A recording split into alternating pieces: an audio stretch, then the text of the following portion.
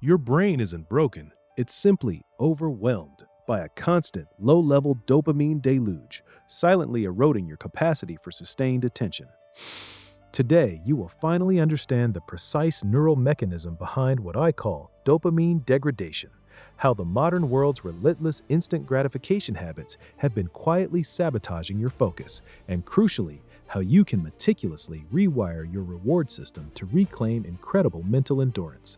This isn't just about feeling better, it's about unlocking a level of deep work and decision-making clarity you might not even realize is possible. At its core, dopamine isn't merely the pleasure chemical. That's a common oversimplification. Its true power lies in anticipation and motivation. Think of dopamine less as the reward itself and more as the internal GPS that drives you toward one. It's the neurochemical spotlight that highlights what's potentially valuable in your environment, urging you to explore, to learn, to achieve. When you scroll through social media, get a notification, or receive an immediate email response, your brain receives a short, sharp, unpredictable spike of dopamine. It's like a tiny, urgent alarm going off, and these alarms are going off hundreds of times a day. This constant barrage of quick, easy rewards, as evidenced in broader research on reward pathways and receptor regulation, particularly studies examining how frequent, low-effort stimulation impacts neural sensitivity, gradually desensitizes your dopamine receptors. Your brain, in an attempt to maintain equilibrium, literally starts to turn down the volume on its own internal reward system.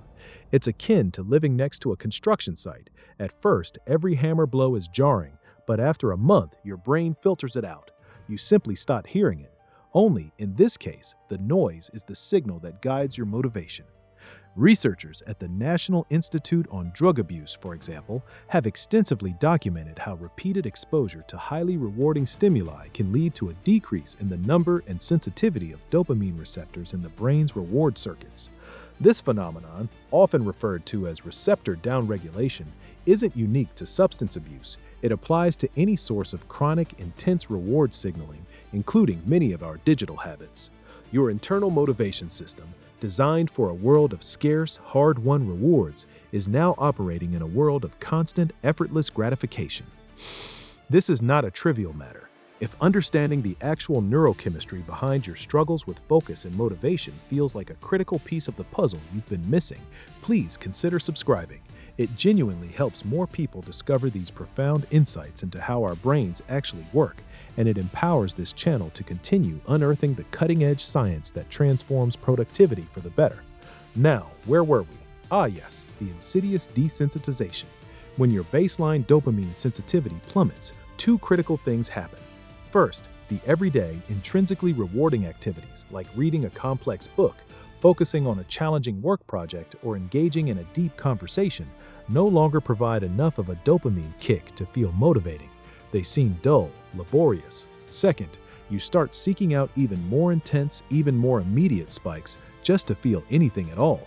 You become a dopamine addict, constantly chasing the next quick hit, oblivious to the fact that each chase is digging you deeper into the hole of degraded focus.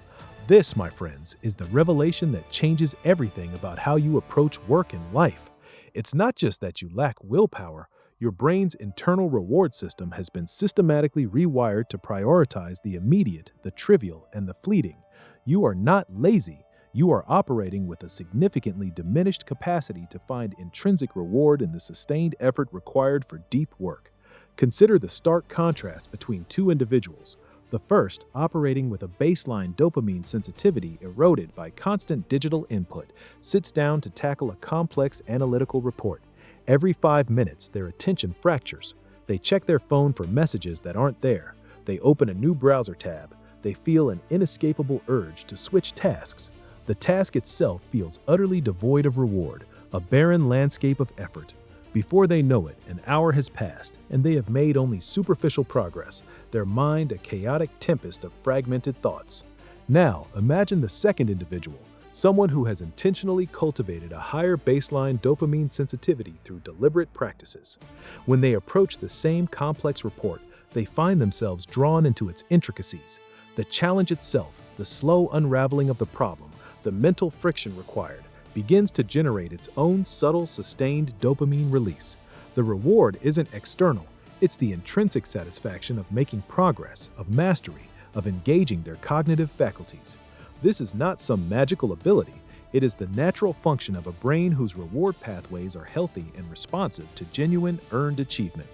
Studies such as the seminal work on reward sensitivity by Rewiring and later explorations into motivational circuitry repeatedly demonstrate that the brain's capacity to find activities intrinsically rewarding is directly tied to the health and responsiveness of its dopaminergic systems. This isn't just about feeling good, it's about cognitive control. It's about your ability to direct your attention and sustain it to engage the prefrontal cortex for executive functions like planning, problem-solving, and decision-making, which are all modulated by dopamine levels. When was the last time you sat down for 90 uninterrupted minutes and worked on a single task, completely absorbed?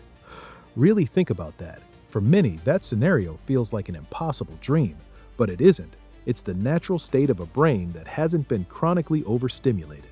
This mechanism explains why one person can spend hours absorbed in a complex spreadsheet while another cannot read a single page of a book without reaching for their phone. It's the difference between an accidental mind and an intentional one. It is the difference between surviving in your work and truly thriving.